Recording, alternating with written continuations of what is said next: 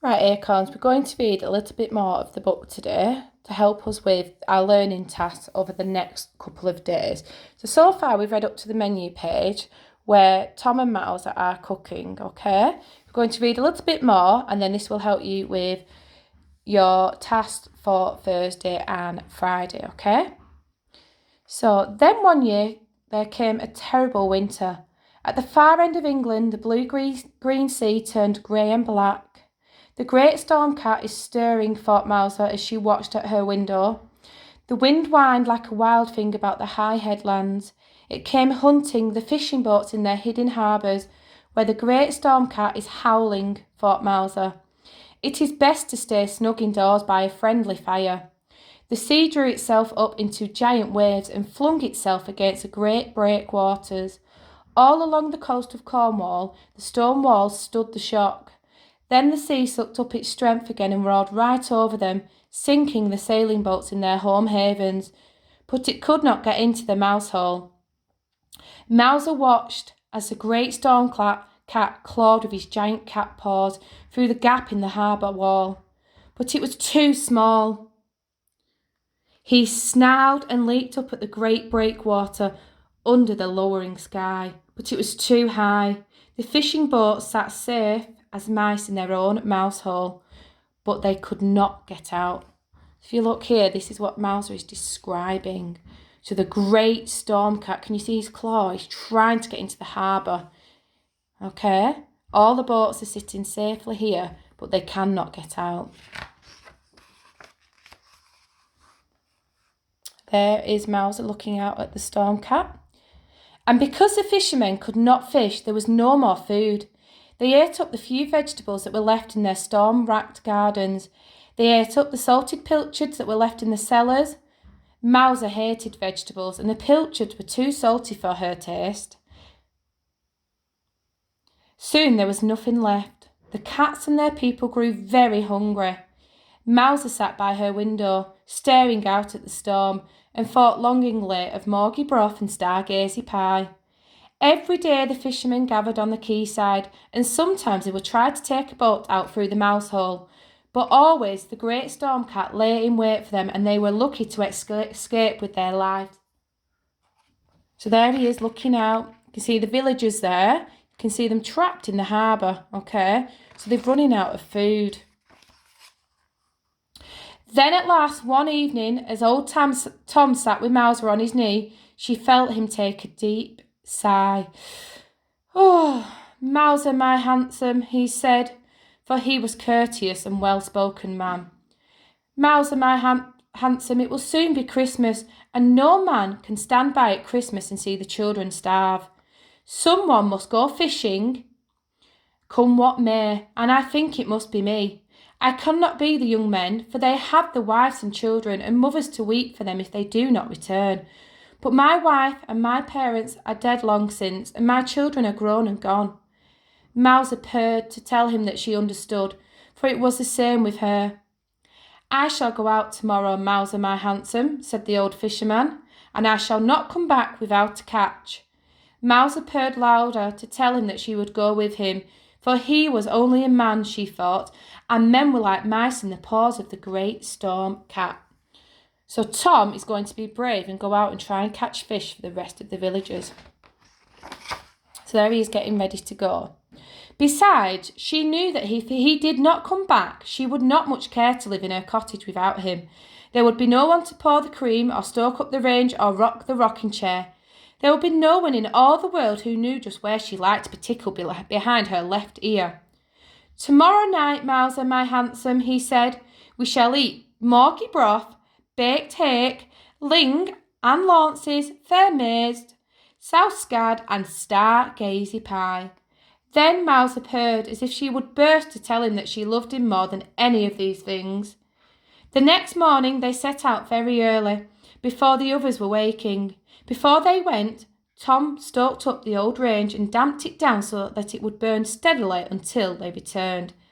Then he hung a lamp in the window so that it would shine out across the harbour and light their way. As they reached the quayside, Mouser looked back through the window and rain. and thought how warm and welcoming the window looked. So, on their way there, you can see them getting ready. It looks like Mouser might be changing her mind. She's looked back and she's looking at the wind and the rain, and she's looking back into her house, which looks nice and cosy. So I wonder what is going to happen next. Okay. Soon their little boat was crossing the harbour towards the Mousehole Gap, and the voice of the great storm cat rose all around them like a giant cat wailing. As soon as she listened to his wailing, Mouser felt a sudden strange sadness for him. How lonely he must be, she thought, endlessly hunting the mice in the deeps of darkness and never returning to the rosy glow of a red-hot range. And her kind heart was moved to comfort him. Many a tomcat had Mouser tamed in her time with the sweetness of her singing. Now she lifted her head and sang like a siren, joining her cry with the cry of the great storm cat. And so it was that he was taken off guard as the little boat made its bid for freedom. Soothed by the sweetness of Mouser's serenade, the great storm cat paused in his prowling and pulled back his giant paw for a mere moment. Swiftly the little boat passed through the mousehole and out into the open sea. Then the great storm cat played with them as a cat plays with a mouse. He would let them loose for a little as they fought their way towards the fishing grounds. Then down would come his giant cat's paw in a flurry of foam and water. But he did not yet strike to sink them, for that would have spoiled his sport. When they reached the fishing grounds, the sea was so rough that it was hard to put out the net. I fancy you must sing again, Mouser, my handsome, said Tom, for your voice seems to soothe the sea like the sirens of old. So Mouser sang again, longer and louder than she had ever sung before. Indeed, old Tom was forced to block up his ears so that her siren song should not distract him from the business of fishing. And again the great storm cat paused in his play and sang with her until the nets were safely shut. And look at this lovely image here. We can see the great storm cat there.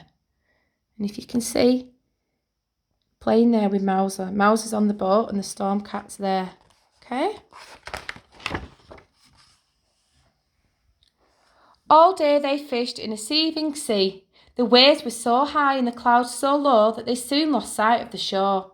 And all the time the great storm cat played with the little boat, striking it and then losing it, but never quite sinking it. And whenever his claws grew too sharp, Mouser would sing to him to soften the edge of his anger. As evening came down, they hauled in the nets. Into the belly of the boat tumbled ling and launces, scad, hake, and fair maids. Enough fish for a whole cauldron of morgy broth, enough pilchards for 100 stargazy pies. Mouser, my handsome, we are all saved, said old Tom, if we can but bring this haul home to harbour. But Mouser knew that the great storm cat would strike when he saw them run for the shelter of the mousehole. She knew that the game serves only to sharpen the appetite for the feast to follow. It is his meal or mine, thought Mouser, as she looked at the floundering fish in the belly of the boat. Blue, green and silver, they glistened in the greyness. It made her mouth water to look at them.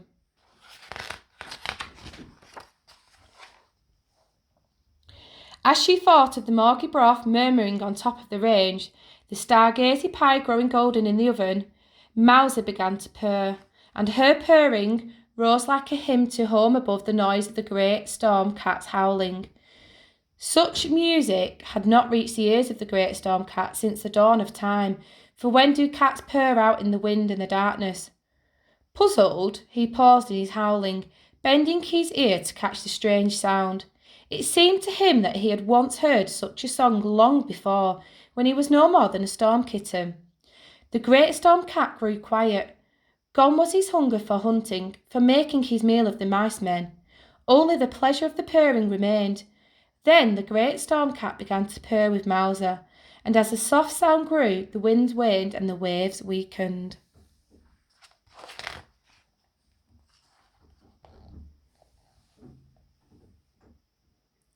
Night fell and the little boat sailed back across a slackening sea. As they came in sight of home, a strange sight met their eyes. The whole village of Mousehole was shining with light and lanterns gleamed along both arms of the harbour. For when the people of Mousehole had woken to find old Tom's boat missing and a light left in his window, they knew that he had gone out to find fish for them or to perish on the deep water. All day they had watched and waited, staring out into the cloud-racked sea, but they could see no sign of him. And when night fell, the women went home and set candles in all their windows, and every man lit his lantern and went down to the harbour walls.